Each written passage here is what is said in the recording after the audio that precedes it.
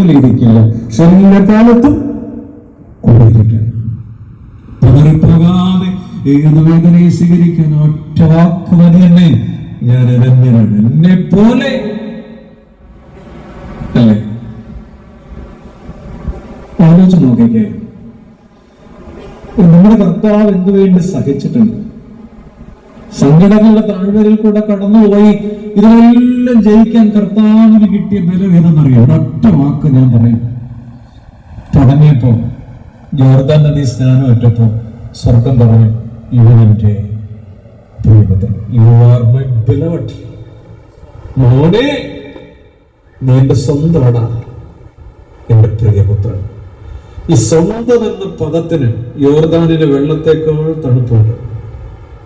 ഏതൊരു മനുഷ്യനും ജീവിക്കാൻ ഈ ഒരു വാക്കില്ലാതെ പറ്റില്ല. ആരെങ്കിലും ഒക്കെ വേണം. സ്വന്തം. ഞാനുണ്ട് നിനക്കൊന്നൊരു ഉറപ്പ്, അതില്ലെങ്കിൽ പിന്നെ എന്തിനാ? നിങ്ങൾ ആലോചിച്ച് നോക്കേ, സ്വന്തം. ഇപ്പൊ നിങ്ങൾ ഇവിടെ ഇരിക്കുന്ന പഴയ മനുഷ്യര് എല്ലാരും കത്ത് എഴുതിയിട്ടുണ്ടോ? കത്ത് പഴയ ഇല്ലൊക്കെ ആർക്ക് പണ്ടേ വീഡിയോ കോൾ ആയിരിക്കണം, ഉണ്ടല്ലേ? എഴുതിയിട്ടുണ്ടോ? ആ പഴയ 75, എന്റെ ഓർമ്മയിൽ 75 പൈസയുടെ ഇല്ലൻ്റാണ്. ആ കത്ത് പഴയ കത്ത് വല്ലതും ഇരിപ്പുണ്ടോ? കുടുംബക്കലം ഉണ്ടാക്കാൻ ഇറങ്ങിയതല്ല, അച്ഛൻ ബോംബെയിലുള്ളപ്പോൾ എഴുതിയതാണ് ഞാൻ ചോദിച്ചത്. ആ കത്ത് തുടങ്ങിയത് എങ്ങനെ? ആദ്യത്തെ വരി എന്തുവായിരുന്നു? ഈശ്വര, അതിന് മുമ്പ് ഒരു വരി എഴുതിയിരുന്നു, ദൈവത്തിന് പ്രൈസ് ദി ലോർഡ്. ഓ, എന്നെ ഭക്തിയാന്ന് അറിയാം. അച്ഛനെ എഴുതിയെങ്കിലും ദൈവത്തിന് സ്തുതി. അടുത്ത വരി എന്തുവായിരുന്നു? എത്രയും സ്നേഹം നിറഞ്ഞ എന്റെ ഇച്ഛായി അറിയുന്നത്. ഓ, ഇവിടെ സുഖം തന്നെ, അവിടെയും സുഖമാണ് വിശ്വസിക്കുന്നു. പിന്നെ എന്തൊക്കെയുണ്ട് വിശേഷങ്ങൾ? ഓ, എന്നെ ഫോർമാലിറ്റി എന്നറിയാം. ഓ, ഇന്ത്യൻ പ്രസിഡന്റിന് കത്തെഴുതുന്നവരാണ്. പിന്നെ അങ്ങോട്ടോ, പിന്നെ ആടിന് അന്ധകാലം, ആടിന് വെള്ളം കൊടുത്തതും പശു പ്രസവിച്ചതും റബ്ബറിന്റെ കൊമ്പൊടിഞ്ഞതും ഇരുത്തിൽ ലോഡ് പൊട്ടിയതും നമ്മൾ എഴുതി. അല്ലേ? കുനുകുനുകുനുകുനുകുനുകുനാന്ന് എഴുതിയിട്ട് ഈ ഇല്ലാണ്ട് തിരിച്ചു വെക്കുമ്പോ 2 വരി എഴുതാൻ കുഞ്ഞുകുഞ്ഞുകൾ അവലോകം പിടിച്ചിരിക്കുക.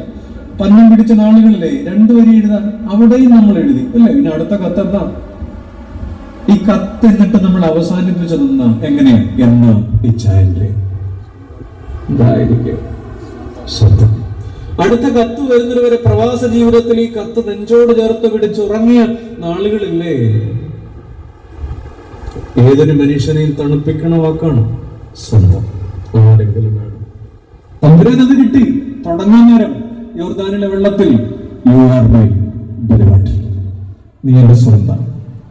നിങ്ങൾ ആലോചിച്ച് നോക്കിക്കേ, തമ്പുരാൻ തുടങ്ങിയത് അപ്പന് വിളി കേട്ടോണ്ടാണ്, അവസാനിപ്പിച്ചതും അപ്പന് വിളി കേട്ടോണ്ടാണ്, അല്ലേ? തുടങ്ങിയപ്പോ 40 ദിവസത്തെ വിശപ്പ് കഴിഞ്ഞു വരുമ്പോ പിശാച് പറഞ്ഞത്, നിങ്ങൾ വിചാരിക്കരുത് ഈ കൊമ്പും മൂക്കും ഒക്കെ ഉള്ള ആളാണ്.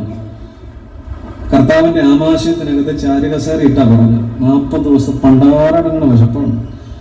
നീ ദൈവപുത്രനെങ്കിൽ ഈ കല്ലിനോട്, അത് വൃത്തിക്ക് എഴുന്നേക്കുന്നുള്ളതേ ഉള്ളൂ ഇതിനകത്ത്. പറഞ്ഞത് ഇങ്ങനെയാണ്, ചുണയുള്ള അപ്പന്റെ മോനാണെങ്കിൽ ഈ കല്ലിനോട് എന്ന് വിളിയത്. നാടൻ ഭാഷയിൽ അത് പറയാൻ പറ്റില്ല എന്ന് പറഞ്ഞാൽ, വിശന്ന് 40 ദിവസത്തെ വിശപ്പോട്ട് നിൽക്കുമ്പോൾ ആരെങ്കിലും അപ്പനെ വിളിച്ചാൽ നമ്മൾ എന്ത് ചെയ്യും? തലയിൽ തുണിയൊക്കെ ഇട്ടിട്ട് എന്റെ ദേശനിവിടെ എപ്പോഴും ഇല്ല, കൊള്ളാം കൊള്ളാം കൊള്ളാം. തമ്പുരാൻ പറഞ്ഞത് ഈ വചനം എടുത്ത് കാണിച്ചിട്ട് പറഞ്ഞു, മനുഷ്യന് അപ്പം കൊണ്ട് മാത്രമല്ല ദൈവത്തിന്റെ വായിൽ നിന്ന് വരുന്ന സകല വചനം കൊണ്ട് ജീവിക്കുന്നുവെന്ന് ബാക്കി പറഞ്ഞു.